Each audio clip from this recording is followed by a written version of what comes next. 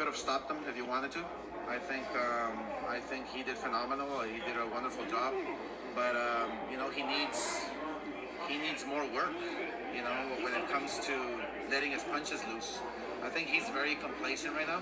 He's very he's in a place where, okay, I'm gonna throw one punch, a power shot, two shots, but at the same time, you have to make sure that the fans are getting a spectacle. They're getting you know, their money's worth. They're getting, you know, it's like you have to go out there, kind of like a Ryan Garcia. You go out there and you're excited, you know. So those are the words of Oscar De La Hoya as he critiques Canelo Alvarez's latest performance against Callum Smith.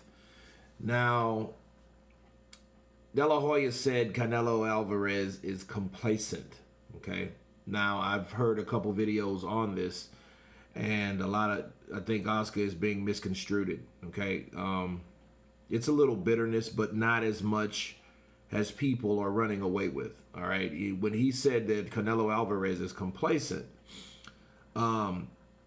he means that he throws punches in combinations like he wants, but he needs to throw more to give more of the fans the money that they deserve. Now, I can understand people reading into that, him saying complacency for Canelo based on who he chose to pick or who he attempted to pick to fight on his DAZN contract.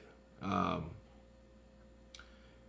it's not too far-fetched. The reason why, because Canelo has been, you know, people have looked at Canelo as like, yo, why are you trying to pick this guy or that guy rather than pick that other guy that we want you to, that one guy we want you to fight, you pick someone else.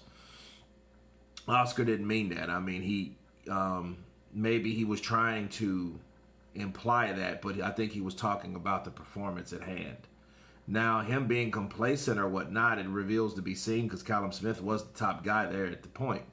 He was the top guy at 168, you know, or one of the top guys. So you can't really get pissed off at Canelo at the end of the day, you know, about him being complacent. But him saying he needs to throw more combinations, if he did a great job, you know, I don't think I think that's a little nitpicky. I think that's where a little bit of the bitterness came in, because he, you know, I don't think he would have said that if Canelo was still with him. If Canelo was, you know, still the head of his stable of fighters, I don't think he would have made those type of remarks. So it's real interesting to see how someone really feels when you leave them.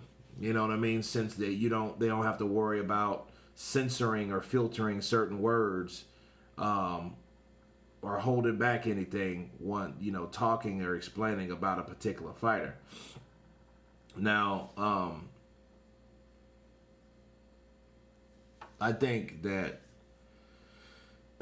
the last part of what he said is, you know, you have to go out there and be kind of like Ryan Garcia, you know, and again, this just shows you what happens when you lose certain fighters. And I think it was a blessing in disguise, honestly, because he wasn't really treating King Ryan the right way.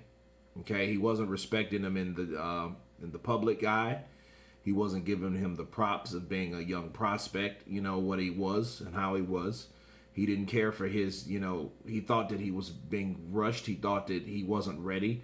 And he thought wrong, because Ryan Garcia is ready. And it just shows you how now things change to the point where it's, you have to be more like Ryan Garcia. You know, well, if anybody, you know, everybody's supposed to be like Canelo. Now it's Ryan Garcia, because he knows Canelo is not around anymore. So, you know, you have to jump on the next bandwagon of fighter to praise. Okay. But as far as him being complacent, I don't think that he meant complacency with picking fighters.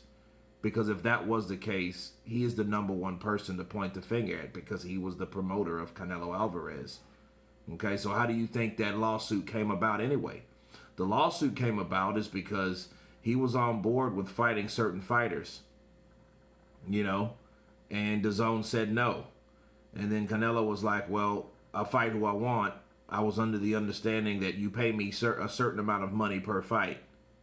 you and my promoter. Then that's where the promoter came in. And the problem started with that, with the Triple G fight. Those things. And so it got real murky, and then that's where the divide happened. Okay, so, but as far as complacency, yeah, it's one of those things where Oscar De La Hoya, if that was the case, he's the direct reason for that complacency. So I don't think he meant that. I think he meant the style or the approach of what he chose to do in the ring to excite the fans. Okay, throwing more combinations, putting them together. Basically not really something that he would do. If you watched a classic Oscar De La Hoya fight, Oscar De La Hoya would flurry. He would do a Ray Leonard, okay, at the end of the round or throughout the round to show the judges, to show the fans that, hey, I am excited. I do want to win the fight. I'm giving you guys punches and bunches, those type of things. That's what he meant. Not being complacent because he left him and he's picking weaker opposition. So that's absolute poppycock for people that understand that. But anyway, you guys tell me what you think about Oscar De La Hoya's statements towards Canelo Alvarez. Of course, please subscribe. And you guys been Counterpunch. Peace.